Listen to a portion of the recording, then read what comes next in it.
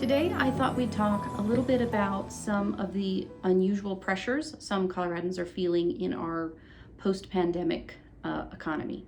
So, as far as the real estate market goes, a lot of us are in good general shape with having very low interest rate loans and being right side up in our mortgages. Right side up meaning you owe less than the property's worth.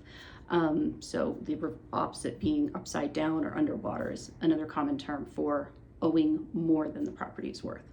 But in our strong market, that's generally not the case. So even if you have a great low interest rate and have equity in your home, it doesn't mean monthly payments are always going to be easy, especially when you have a financial hardship, an unexpected medical expense, or a job loss, or any number of stressors that can really make you feel the pinch in making those monthly mortgage payments. So I wanted to highlight some options that you may want to investigate that can help you avoid foreclosure that are specific to our current market here in Colorado. Now, I'm not an attorney or a certified foreclosure counselor. I'm just a real estate agent who has some knowledge and some ideas and some experience with the process. All of these options are best employed before you go into foreclosure. So if you have any knowledge of an impending hardship, a job loss, an extended transition, medical expenses, anything that's going to put a strain on your budgeting, look at these options, investigate whether you should actually execute any of these before you actually fail to make a payment. You'll have more options available, and you'll have more time in which to execute them. So first, let's take a look at your resources and counseling and mediation options. There are a number of government resources. The federal one is available at HUD.gov, so that's Housing and Urban Development, HUD.gov. If you have an FHA loan, they specifically have an FHA National Servicing Center hotline. That is 1-877-622-8525. And they can help you work with your lender to avoid foreclosure. In Colorado, we have a couple of options specific to assistance or counseling. The first one is CHFA. Well, it's CHFA, Colorado Housing and Finance Authority. It's commonly referred to as CHFA. So if you hear that nomenclature thrown around, that's for the Colorado Housing and Finance Authority. They have a hotline at 1-877-601-HOPE, HOPE, and you can meet with them face to face. The hotline can help you just review basic options and even assist in counseling and negotiating with your lender. Colorado also has an emergency mortgage assistance program through DOLA, which is the Colorado Department of Local Affairs. They can assist with all aspects of keeping your home and avoiding foreclosure, from paying homeowners insurance and utility costs and lot rent on communities like Antelope Ridge or mobile home communities, as well, and HOA payments, delinquent taxes, as well as mortgage payments and defaults and those items associated directly with your mortgage and loan. So option 2 is to get income from your home itself, from the property.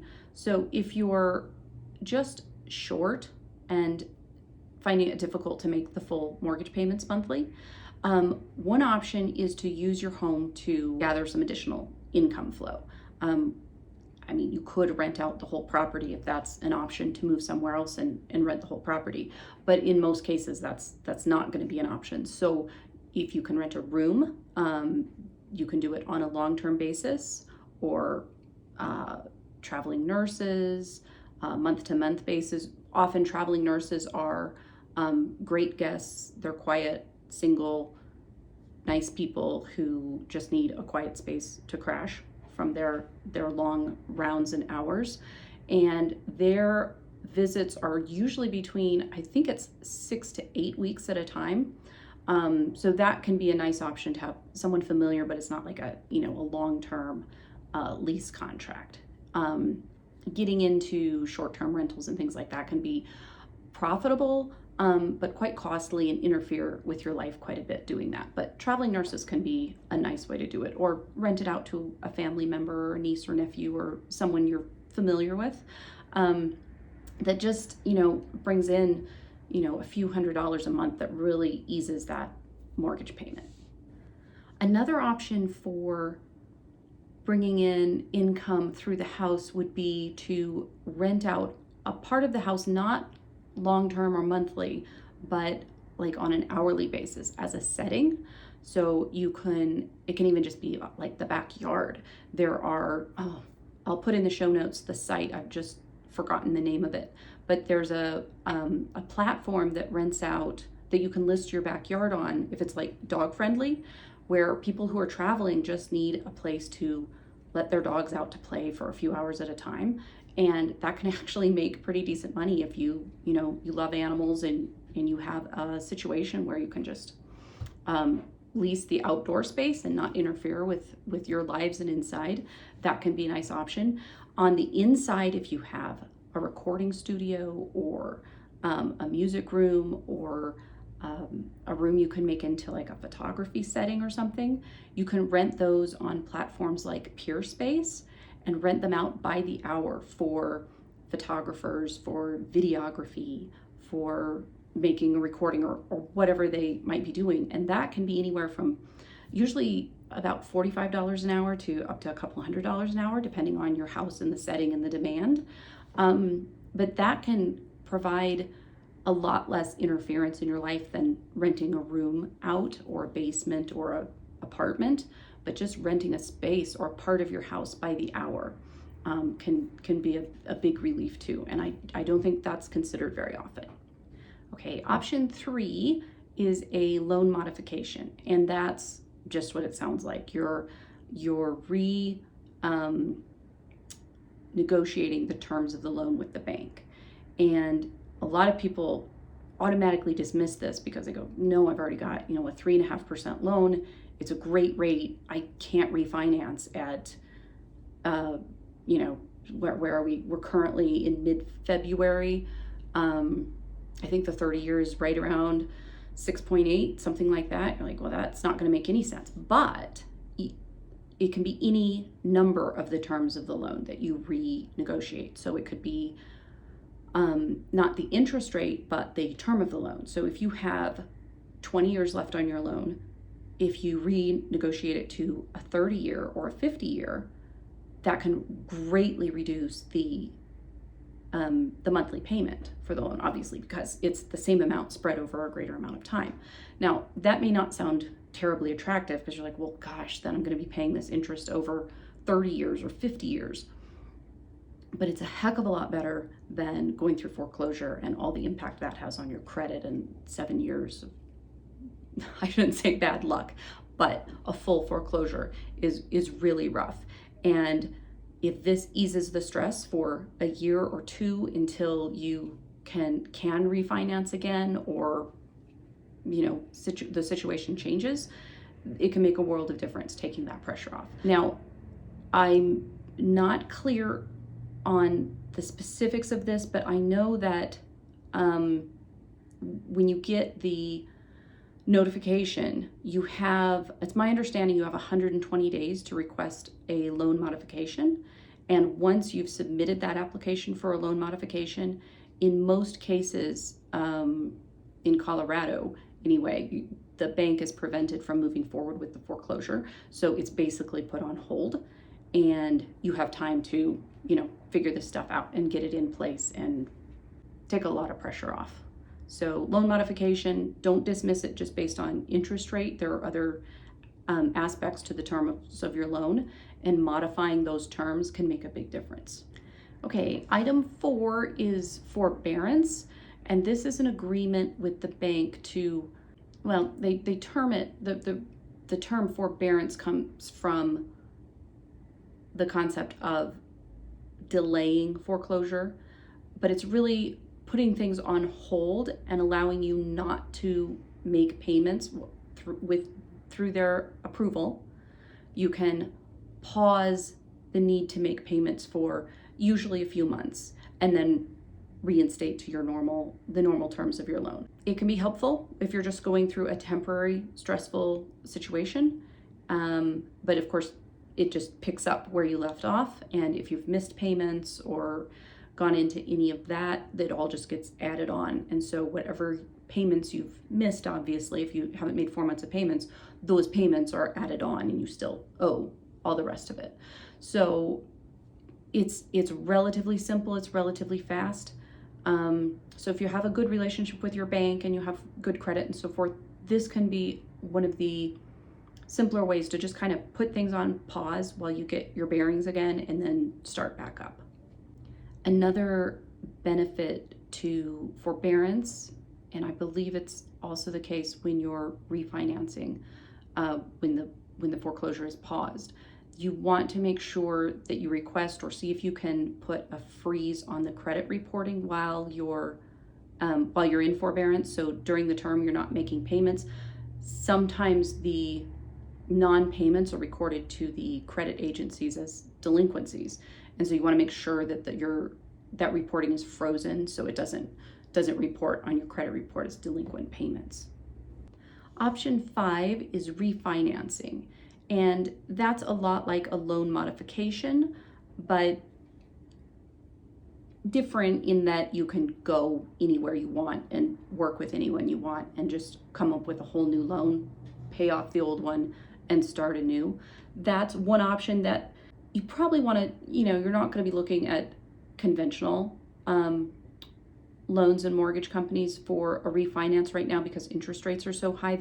It's not going to be a stress relief unless you're working with someone who's used to bringing in new options or unconventional terms and underwriting that can really make a loan customized to your circumstance that's really going to take the pressure off and do what you need to do to avoid exactly what you're trying to reduce in the first place. Option 6 is reinstatement of the defaulted mortgage. So this comes into play when you're already in default on the mortgage. You just contact the bank and they will give you a quote of the exact amount needed to become current and when that would need to be paid for that to be correct. And you can just reinstate the loan and that will dismiss the foreclosure action. If you've just had a glitch, this is probably the easiest and fastest way to get current again and just stop the foreclosure process. Option 7 is to apply for government assistance. And this is especially true if you have an FHA loan. There are safeguards built into the terms of an FHA loan and the government-backed insurance of those loans that make the options of foreclosure to the lender different and limited. So it's always good to be familiar with those limitations and what can be done there. Be sure to go to hud.gov, hud.gov, and look at their foreclosure assistance information and programs. They've got downloadable PDFs and booklets and lots of information, and of course the toll-free line. So be sure to investigate that. Okay, number 8 is going to surprise you. But this is a really interesting option that I have seen very few people even consider. And I think it has a lot of potential in our market because our very large retirement community and senior population. So don't scream at me. This is worth looking at if you're over 62, and that is a reverse mortgage. And I know that term has a lot of bad connotations, especially for people like me who are big fans of Dave Ramsey and people like that. But there's a lot of misinformation about reverse mortgages. And I don't even like the term, but the correct term is much longer and less memorable. So we'll stick with reverse mortgage because that's what people are familiar with, but they might not be familiar with, or almost certainly aren't familiar with, what they are and how they actually work. Let me put it this way. There are limitations to this. You have to be over 62 years old. You have to be living in your house as your primary residence, and you need to have significant equity for this to work. But that is the case in many, many circumstances. So think of a reverse mortgage not as a reverse mortgage, but as a line of credit, except most people are familiar with HELOCs, home equity lines of credit. But in this case, you don't have to pay it back. You don't have to make payments on it. You can, but you don't have to. So let's say you have a house worth $500,000 and you owe $100,000 on it, but making those mortgage payments is difficult.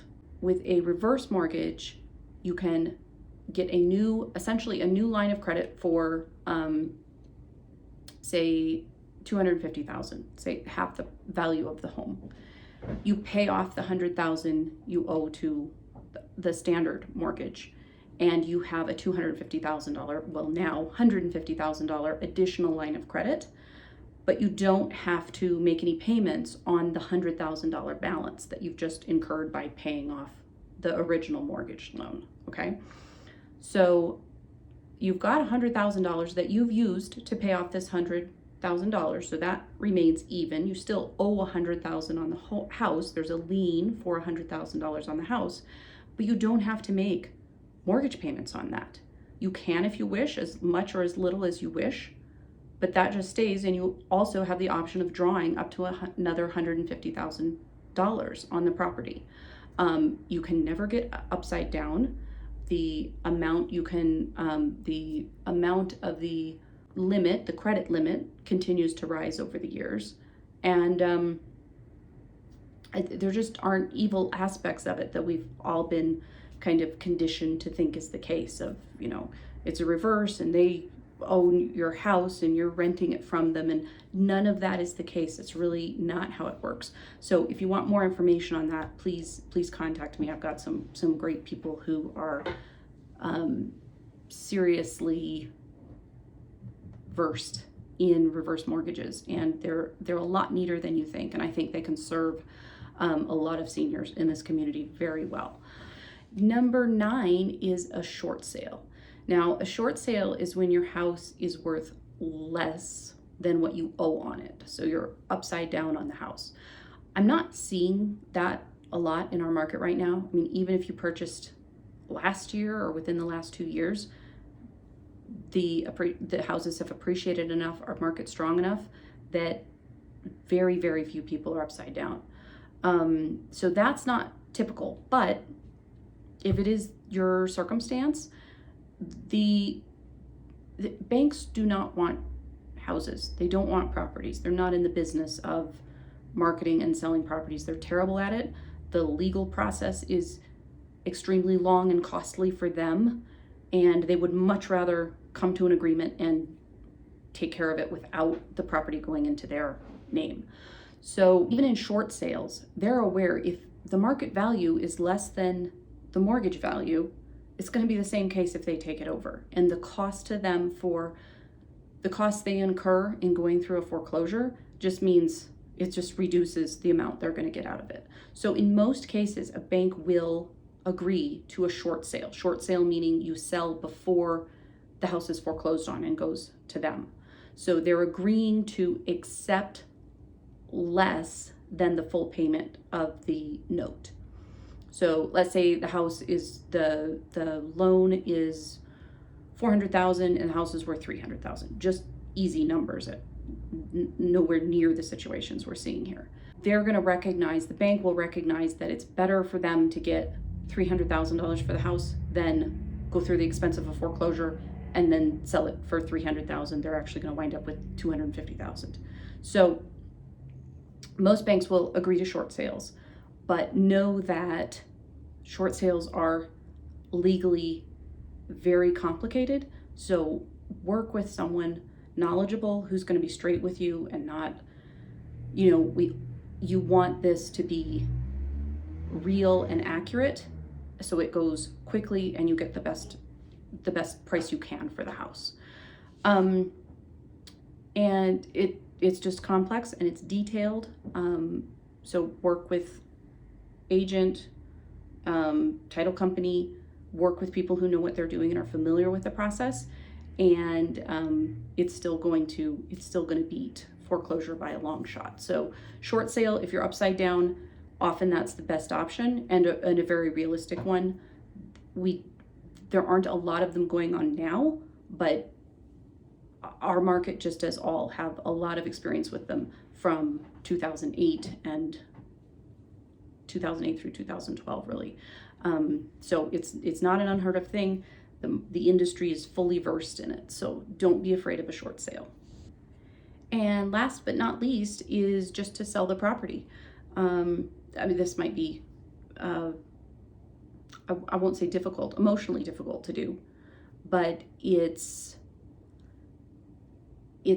one of the cleanest options that's available to most people, because in almost all cases, you're right side up on the house, and so the obvious thing to do is sell it for more than you owe on it, pay off the note, and avoid all the downsides of a foreclosure with the hit on your credit rating and all of that. And often you'll make enough to, we still have a great strong market for sellers.